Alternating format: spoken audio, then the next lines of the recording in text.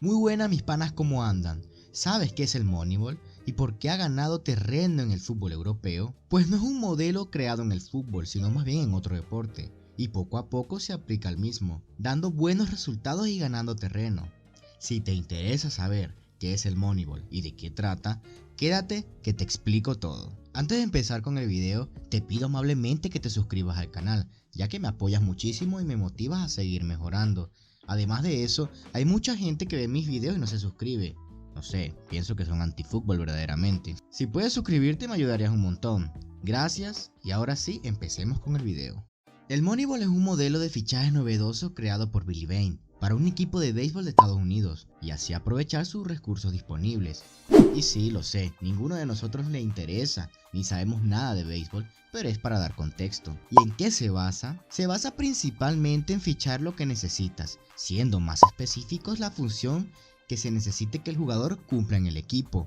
Pero para esto se estudian las estadísticas de cada jugador y se ficha el que cumpla con los parámetros de tus necesidades, tanto deportivas como económicas, es decir, una buena relación precio-calidad. Para este tipo de estudios se usa un equipo de personas encargadas de recopilación de estadísticas y datos de los perfiles de jugadores que se manejen. Luego de estos registros se le entregan al encargado de fichar o el entrenador y él decide el perfil en que en su opinión es mejor y procede a ficharle. Básicamente el Moneyball es el fichar jugadores en la posición y función en que se necesite, usando sus datos y estadísticas. Pero ¿cómo podemos aplicar esto en un deporte como el fútbol? Pues el fútbol es un deporte muy diferente al béisbol, obviamente. Pues no es tan difícil de aplicarlo. Aquí un ejemplo. Supongamos que yo necesito un extremo derecho en mi equipo, pero necesito que ese extremo derecho, además de que sea rápido y habilidoso, me erre lo menos posible los pases que realice y que vaya a ayudar a defender. Pues sabiendo esta necesidad en mi equipo, procedo a dar una orden a mi equipo de recolección de datos que me busque un jugador que del número de pases hechos en su carrera haya errado lo menos posible. Ver la cantidad de centros que ha tirado y cuántos de ellos han ido a destino y cuántos no. Y en caso de defender, se puede proceder a ver uno de esos mapas de calor y ver dónde se mueve regularmente el jugador en cuestión, cuántos balones recuperaría, número de entradas por partido y cuántas de ellas son exitosas. Y así como eso, otras muchas cosas que se deberían tomar en cuenta, como lesiones, expulsiones, tarjetas, entre otras muchas cosas. Con estos datos en mente, al buscarlo en una base de datos de mi equipo de analistas, ellos me pasarían algunos nombres, con esas cualidades que yo estoy pidiendo, con jugadores de distintos precios y edades. Mi objetivo es fichar el jugador que se adapte mejor a mi estilo de juego, y que no sea tan costoso, pues mi equipo no consta de mucho dinero. Si mi equipo juega al contraataque, pues preferiría un extremo derecho rápido y con mucha resistencia, capaz de surcar el campo una y otra vez de arriba abajo.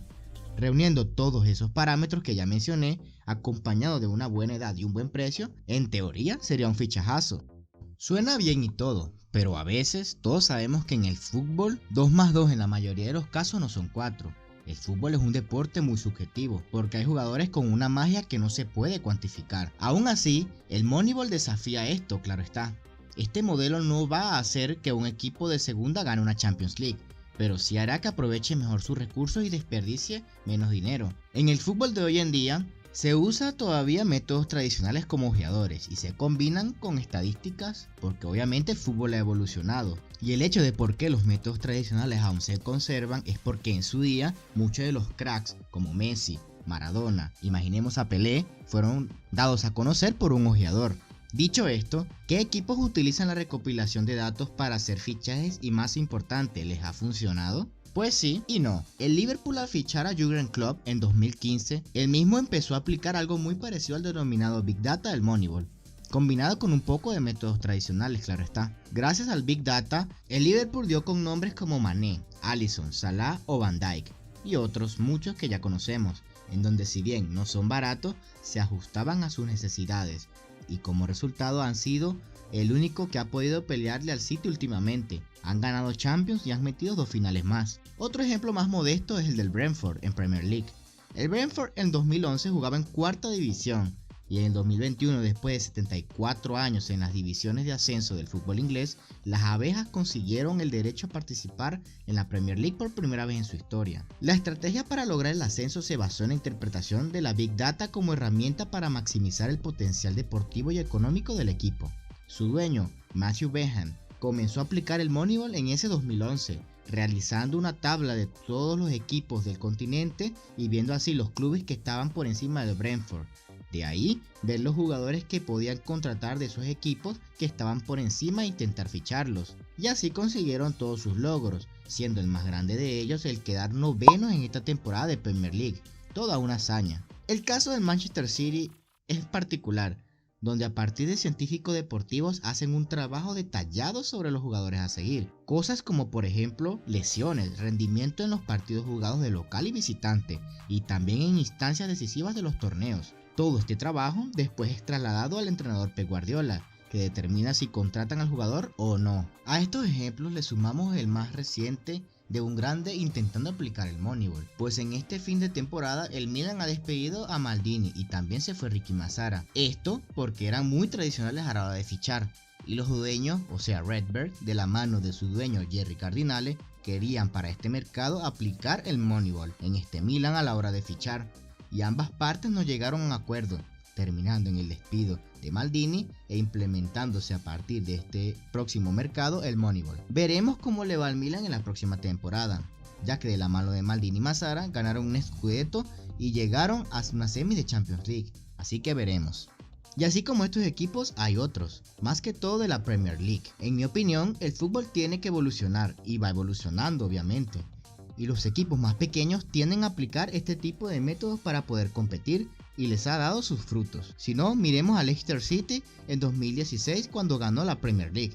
Ellos aplicaron mucho el Moneyball, así descubrieron a figuras como Kanté y como Mahrez. Pero depende mucho de la probabilidad y tener suerte obviamente, así como la tuvo el Leicester. Igualmente el fútbol va como en esa dirección, porque este tipo de cosas de estadísticas y datos se viene viendo desde hace rato y se seguirán viendo, más que todo en Premier League o Serie A, ligas que son abiertas a este tipo de modelos de fichajes, y también porque son más abiertas a que equipos pertenezcan a una sola persona o a una sola entidad. Pero la última palabra la tienes tú.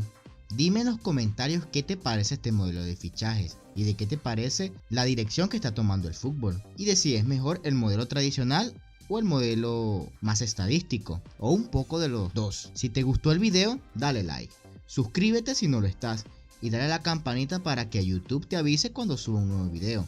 Yo soy Silverfoot, un abrazo y hasta luego.